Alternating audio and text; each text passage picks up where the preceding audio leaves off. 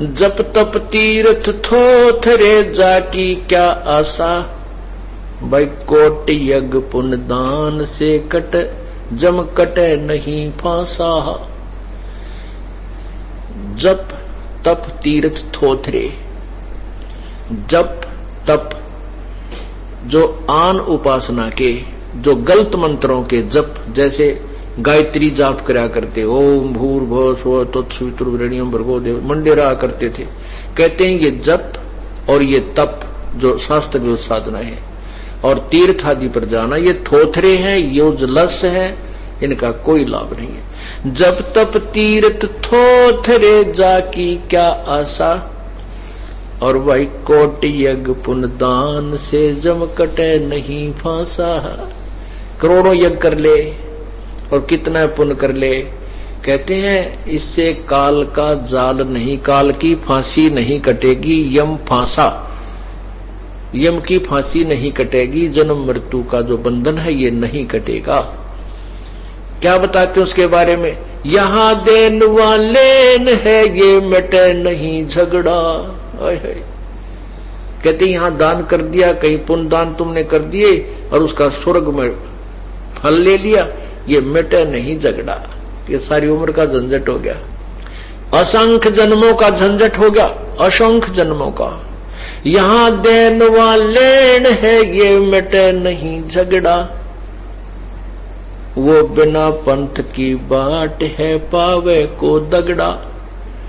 कौन सी सतलोक में जो हम जाएंगे वो बिना पंथ रास्ता नहीं है उसको, जैसे अभी तक हम बताते आए हैं। क्योंकि जैसे मूल कमल में गणेश जी, स्वाद चक्र में सावित्री ब्रह्मा जी, नाभि कमल में विष्णु और लक्ष्मी जी, हृदय कमल में शिव और पार्वती जी, कंठ कमल में दुर्गा जी प्रकृति देवी, और फिर ऊपर सहस्रार कमल में ज्योति निरंजन जी।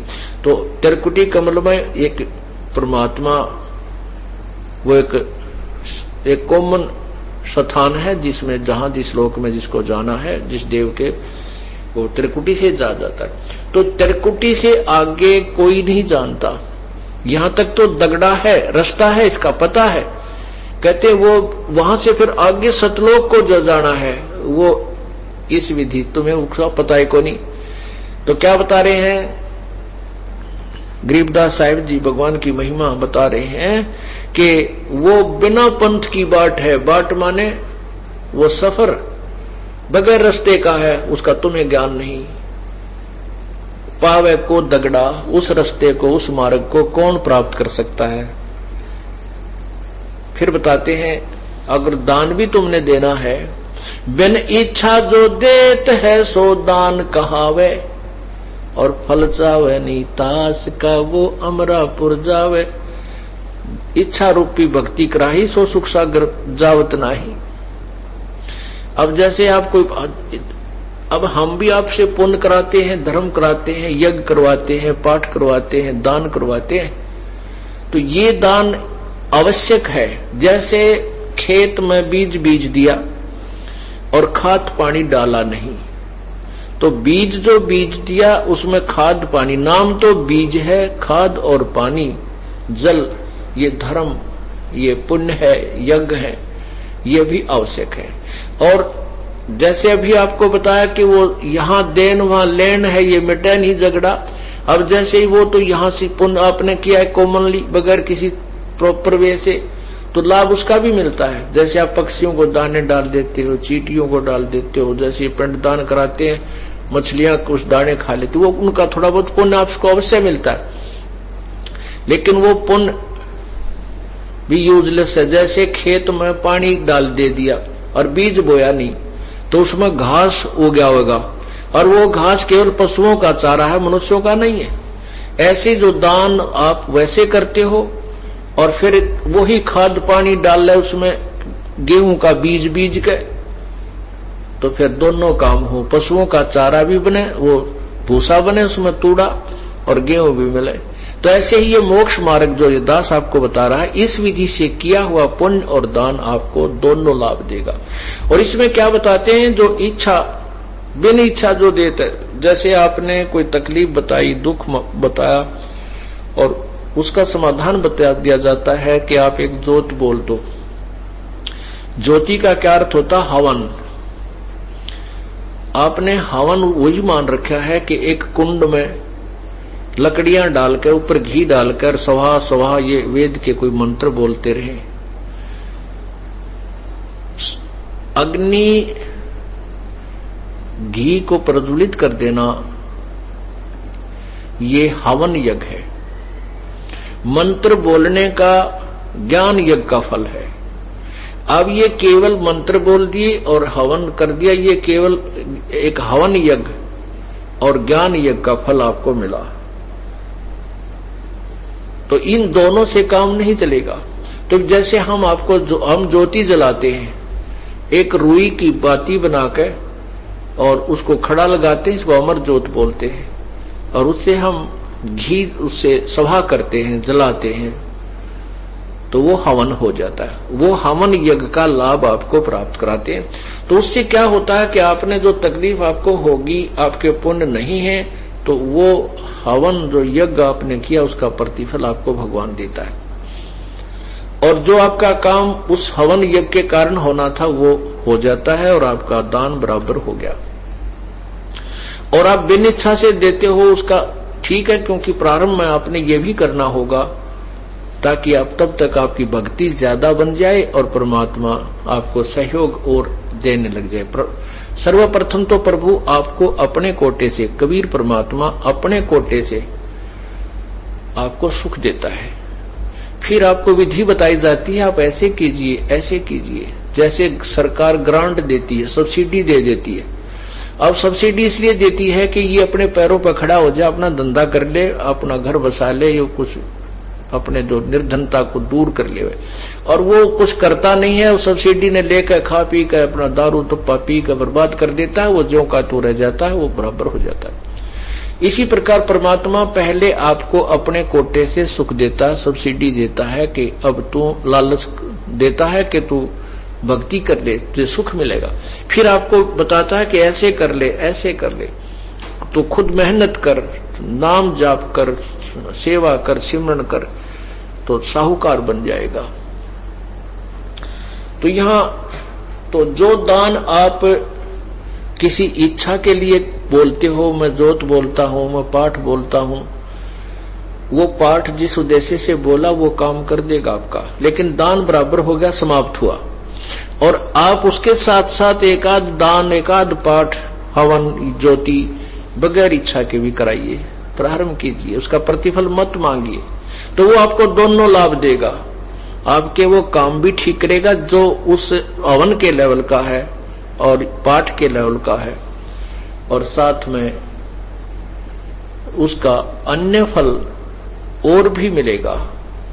यह समाप्त नहीं होगा, वो आपके गुड अकाउंट में भी लिखा जाएगा। और जो अपने किसी उद्देश्य पूर्ति के लिए क्या, वो बराबर हो जाएगा, खत्म हो जाएगा। इस प्रकार इस ज्ञान को समझना है। क्या बताते हैं? बिन इच्छा जो देत है सो दान कहावे, और फल बचे नहीं तास का अमरापुर जावे। तो वो जो पुण्य आपने बगैर इच्छा के जो दान किया है, पाठ करवाए हैं, उसको वो आपको दोनों लाभ देगा। जो पाठ के लेवल का लाभ वो तो देगा ही देगा, और साथ में अमर लोक में जाने में सहयोग देगा। भक्ति में भी आपका उसका कुछ क्रेडिट जोड़ दिया जाएगा, अर्थात परलोक के लिए भी वो सेव रह जाएगा, बच जाएगा।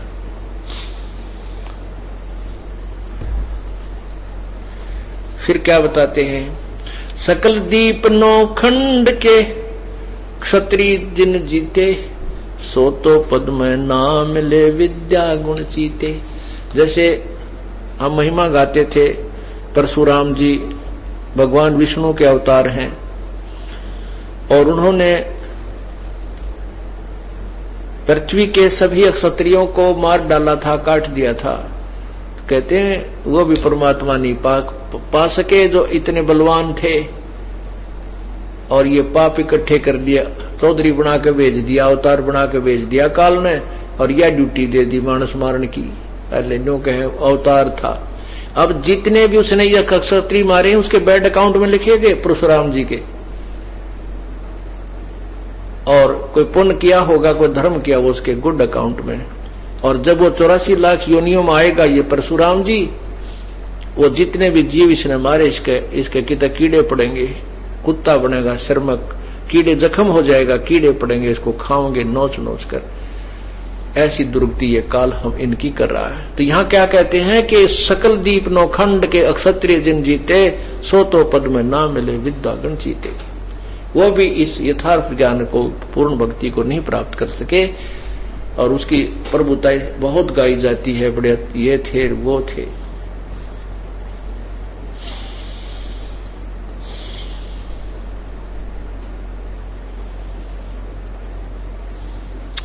स्वर नर मुनिजन से वही सनकादिक से ध्यावे, शेष सेंस मुख रटत है जा कपार न पावे। अब शेष नाग के 1000 मुख बताते हैं, और एक मुख में 2 जीव।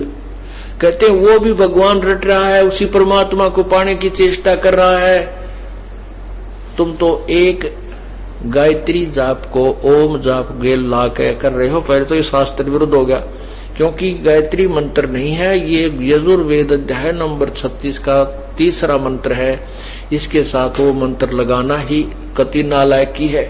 जैसे मोटर गाड़ी की या मोटरसाइकिल के पिस्टन के साथ कोई नट वेल्ड कर दे और अपनी प्रभुता दिखावा कि ये नट बहुत बड़ी, अब ये पिस्टन और ज्यादा कारीगर हो गया, बढ़िया हो गया, कामयाब हो गया, उसने तो उसका नाश कर दिया, व्यर्थ कर दिया वो पिस्टन। उसके साथ नट जोड़ के वो तो कंपनी ने पहले ही स्पेसिफाइड बना रखा था। परमात्मा ने यजुर्वेद के 36वें अध्याय के 3रे मंत्र में यो मंत्र लिखा हुआ है और प्रभु का बोला हुआ, इसके साथ कोई छेड़छाड़ करनी मूर्खता की बात होती है, उससे लाभ नहीं हानि हो सकती है। तो ये गायत्री जाप को हम करते थे तो कोई लाभ नहीं होता था। कोई का मतलब है जो चाहिए वो नहीं होता था, केवल ज्ञान यज्ञ का लाभ वो भी आंशिक होता है। तो इससे हम मोक्ष मानते थे। ऐसे ही कहते हैं, इस तुम जैसे शेष नाग 1000 फनों से ये क्रियाएं कर रहा है, उसको भी नहीं मिला। आप तो एक मुंह से 1 लाख जाप कर लिए कि हफ्ते 10 दिन में, और वो तो एक दिन में एक ही बार में 1000 जाप करे है। 10 जाप 10 बार में उसके 1 लाख जाप हो गए, और उसको भी नहीं मिला वो परमात्मा इस विधि से। और ये सुर नर मुनि जन सेव ही सनकादिक ध्यावे। सुर नर मुनि जन, सुर देवता, मुनि या ऋषि, नर जो धार्मिक लोग हैं, ये सब पूज रहे हैं परमात्मा परमात्मा पूर्ण परमात्मा करके। और सनकादिक ये संत कुमार आदि जो ब्रह्मा जी के 4 पुत्र हैं जो बालावस्था में रहते हैं, कहते ये भी ध्यान लगाओ पूर्ण परमात्मा के ही भक्ति के लिए। लेकिन कहते हैं हम पूर्ण परमात्मा की भक्ति करें, लेकिन विधि गलत होने से उनको भी कुछ भी हासिल नहीं हुआ, प्रभु प्राप्ति नहीं हुई। ब्रह्मा विष्णु महेश रे देवा दरबारी, शंख योग कल्प युग हो गए जाकी खुली ना तारी। ब्रह्मा विष्णु महेश जैसे भी उसी के दरबारी यानी नौकर हैं। ब्रह्मा विष्णु महेश रे देवा दरबारी, शंख कल्प युग हो गए जाकी खुली ना तारी। कि उसका अभी तक ज्ञान किसी को नहीं हुआ है, परमात्मा स्वयं ही आकर अपना ज्ञान बताता है। सर्वकला संपूर्ण है सब पीरन का पीर, अंतलोक में गाज है जाका नाम कबीर। सर्वकला संपूर्ण है वो सब पीरन का पीर, अंतलोक में गाज है जाका नाम कबीर। शंख परलय शंख असंख रे पलमा ही बिहानी, गरीबदास निज नाम की महिमा हम जानी। कि निज नाम माने यथार्थ नाम, सत्य नाम, सच्चा नाम की महिमा हमने जानी, उससे हम परिचित हुए। वो कौन सा नाम है? सत्य नाम, निज नाम। सुख के सागर राम है, दुख मोचन होई। अब यहां राम शब्द जो है, जैसे आपने भी पढ़ा कि तत् कहण को राम है, दूजा नहीं देवा। अब यहां कह रहे हैं दूसरे शब्द में कि सुख के सागर राम है, दुख मोचन होई, और पत्थर पानी प्रतिमा से तेरा नहीं कोई। अब सुख के सागर राम है। अब हम पहले, हमारी बुद्धि, जब हमें ज्ञान नहीं था, तत्व ज्ञान नहीं था, तो हम जब भी राम शब्द कोई मुख से उच्चारण करते थे तो हमारा श्री रामचंद्र जी, दशरथ पुत्र श्री रामचंद्र जी विष्णु अवतार के ऊपर हमारी सुई चली जाती थी बुद्धि की, और हम उन्हीं को सुप्रीम पावर मान लेते थे। जहां भी राम का नाम जपो भाई, तो हम उसी राम को फाइनल गॉड मानते थे, सुप्रीम गॉड मानते थे। अब यहां क्या बता रहे हैं कि सुख के सागर राम है, दुख मोचन होई। दुख मोचन माने संकट मोचन, जैसे दुख मोचन, वही हमारे संकटों का निवारण करने वाले राम, अर्थात और तो कोई देव है ही नहीं जिसको हम राम संज्ञा में लें, जिसको हम परमात्मा की संज्ञा में लें। तो अब हमारा जो तत्व ज्ञान से निर्णय हो गया है, स्पष्ट हो गया है, ये तो कंसेप्ट ही क्लियर हो गया है कि कबीर ही गॉड है, वही पूर्ण परमात्मा है, उसी की भक्ति से पूर्ण मोक्ष है। तो उसके विषय में बता रहे हैं कि सुख के सागर राम है, दुख मोचन होई, और पत्थर पानी प्रतिमा से कोई तेरा नहीं कोई। पत्थर की मूर्ति प्रतिमा बना के किसी गंगा जमुना आदि में स्नान करने से, तीर्थ में नहाने से कोई पार नहीं हुआ आज तक। जैसा कि आपने सुबह के सत्संग में सुना था कि भगवान श्री कृष्ण ने स्वयं यादवों को, सभी यादवों को कहा था कि आप जाइए और जमुना में स्नान कीजिए, तुम्हारा दुर्वासा का दिया हुआ श्राप नष्ट हो जाएगा जमुना स्नान करने से। लेकिन नहीं हुआ, सभी के सभी उस श्रापवश लड़के मर गए। अर्थात परमात्मा श्री कृष्ण जी द्वारा बताया गया समाधान व्यर्थ था कि जमुना में नहाने से तुम्हारा श्राप नष्ट हो जाएगा। वो समाधान सही नहीं था। इसी प्रकार गरीबदास जी परमात्मा कबीर साहिब की महिमा बताते हुए और ज्ञान को यथार्थ निर्णय तरीके से बताते हुए कह रहे हैं कि पत्थर पानी प्रतिमा से तेरा नहीं कोई। फिर क्या बताते हैं? नारद मुनि धरु को मिले जिन नाम सुनाया, और कल्प युग हो गए फिर अभी गर्भ नहीं आया। अब कहते हैं कि जैसे ध्रुव जी को नारद मुनि मिले थे तो उन्होंने उसको नाम बताया था कि नाम जप, तो उन्होंने, ध्रुव जी ने नाम जपा, तो वो एक कल्प युग तक, एक कल्प में 1008 युग होते हैं, चतुर्युग। तब तक यानी ब्रह्मा के एक दिन तक ध्रुव जी स्वर्ग में, महास्वर्ग में रहेंगे। उनको अलग से स्थान बनाकर दे रखा। फिर वो अपने पुण्य समाप्त होने के पश्चात 84 लाख योनियों में फिर से आएंगे। तो यहाँ क्या बताते हैं कि यदि तुमने थोड़ा बहुत लाभ भी लेना है तो भी उस नाम के, जो यहाँ का मंत्र है ब्रह्म का, इसी का सहारा लेकर के कुछ राहत प्राप्त कर सकते हो। तो और ये पत्थर पानी में जो मूर्ति आदि बनाकर तुम केवल इसी पूजा पर आधारित हो, इससे तो आपको कोई लाभ नहीं होगा। फिर क्या बताते हैं? प्रहलाद भक्त परवान है धुन गर्भ लगाई, कबीर पुरुष की बंदगी रोशन भई भाई। अब कहते हैं प्रहलाद ने भी गर्भ में ही परमात्मा का ध्यान प्रारंभ कर दिया था, क्योंकि ये पुण्य आत्मा कई जन्म जन्मांतर से भक्ति करते हुए आ रहे थे। विष्णु पुराण में लिखा है कि ध्रुव को विष्णु जी कह रहे हैं कि ध्रुव ये तेरी इसी जन्म, ध्रुव को नारद जी कह रहे हैं कि ये तेरी इस जन्म की कमाई नहीं, तू पहले भी प्रभु का भक्त था। ऐसे ही जो विष्णु रूप में प्रकट हुए थे प्रभु, अपनात्मा, ये तत्व ज्ञान है। जब ध्रुव को किसने दर्शन दिए थे? ये पूर्ण परमात्मा ने दिए थे। पूर्ण परमात्मा ने विष्णु रूप धार के उसको दर्शन दिए थे, क्योंकि वो विष्णु की ही साधना मानकर जाप कर रहा था। तो जिस बीत कहते तीनों लोकों में प्रवेश करके सबका धारण पोषण वही पूर्ण परमात्मा ही करता है। जो भी जिसकी साधना कर रहा है जैसे, तो उसका फल भी वो प्रभु ही प्रदान करता है। तो विष्णु पुराण में कहा कि ध्रुव तू पिछले जन्म कई जन्मों से तू मेरी भक्ति करता हुआ आ रहा है। और जब विष्णु जी के रूप में पूर्ण परमात्मा प्रकट होकर ध्रुव को मिले, ध्रुव ने क्या मांगा? राज मांगा। अब देखो, अंधा आंख मांगता है, निर्धन धन मांगता है, और निसंतान केवल संतान ही मांगता रहता है। अब ध्रुव को यह खटक लगी थी कि मुझे राज नहीं मिला, मैं राज प्राप्ति करूं, राज प्राप्ति करूं, मेरे भाई को राज मिल गया। तो भगवान ने कहा, रे के मांगा तने ये? अगर तू मोक्ष मांगता तो मुझे तुझे मोक्ष देता।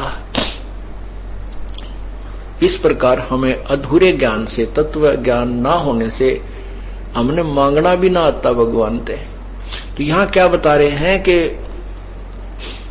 इसी प्रकार प्रहलाद भी कई जन्मों के जन्मांतरों से पुण्यात्मा की भक्ति करता हुआ आ रहा था। तो ऐसी पुण्यात्माओं का काम शीघ्र बन जाता है, या पिछले जन्म का जो संग्रह भजन था साथ में तुरंत और मिल जाता है, वो जल्दी उनसे रिजल्ट आने शुरू हो जाते हैं। तो यहाँ कहते हैं ध्रुव प्रहलाद ने भी माँ के गर्भ में ही प्रभु की याद अधिक बनी हुई थी। और फिर कहते हैं कबीर पुरुष की रोशनी बंदगी रोशन भई भाई। अब वो साधना भी प्रहलाद को क्या मिला? राज्य मिला। प्रहलाद को क्या मिला? स्वर्ग का राज्य मिला। और स्वर्ग का राज्य समाप्त होने के बाद फिर 84 लाख योनियां मिली, यही फल उनको मिला। ले कहते हैं कबीर पुरुष की बंदगी अब रोशन हुई भाई। हाय हाय, उस पूर्ण परमात्मा की साधना अब प्रकट होगी, प्रकाशित होगी, अब ये रोशन हो गई है। उस कबीर परमात्मा की भक्ति करने से मोक्ष होगा। अब कैसे साधना करनी चाहिए परमात्मा की? पूरी श्रद्धा से परमात्मा की भक्ति करनी चाहिए। कोई भी हम पुण्य दान करते हैं उसमें भी हमारी श्रद्धा अटूट होनी चाहिए।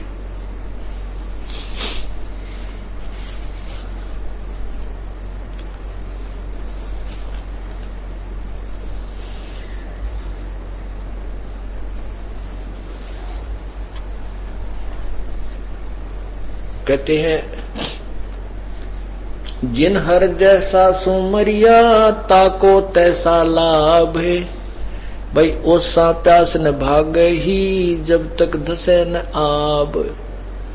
जिन्होंने जैसा भी परमात्मा को भजा है उसको वैसा लाभ अवश्य मिलेगा।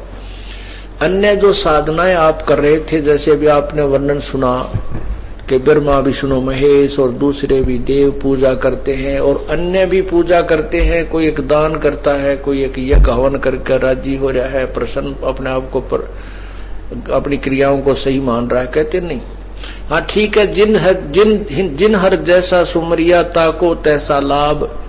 जैसा भी जिसने क्रियाएं प्रभु की हैं उतना लाभ अवश्य मिलेगा। लेकिन ओसा प्यास न भाग ही, ओस चाटने से प्यास नहीं बुझ सकती। जब लग धसे नहीं आब, जब तक गट गट 2 गिलास 3 गिलास पानी नहीं पी ले प्यासा व्यक्ति, प्यास नहीं बुझ सकती ओस चाटने से। तो अन्य जो क्रियाएं हम करा करते, मंगलवार ने 1.25 किलो 1.25 रुपये का प्रसाद बूंदी लाया करते, वह बैठ देते, वो ओस चाटा करते। और यहां तक भी ब्रह्मा विष्णु महेश की पूजा, ब्रह्म तक की पूजा, परब्रह्म तक की पूजा भी पूर्ण मोक्षदायक नहीं है। कहते हैं यहां लेन वहां देन है, ये मिटे नहीं झगड़ा, वो बिना पंथ की बाट है पावे को दगड़ा। उस पूर्ण परमात्मा की साधना से हमें लाभ होगा।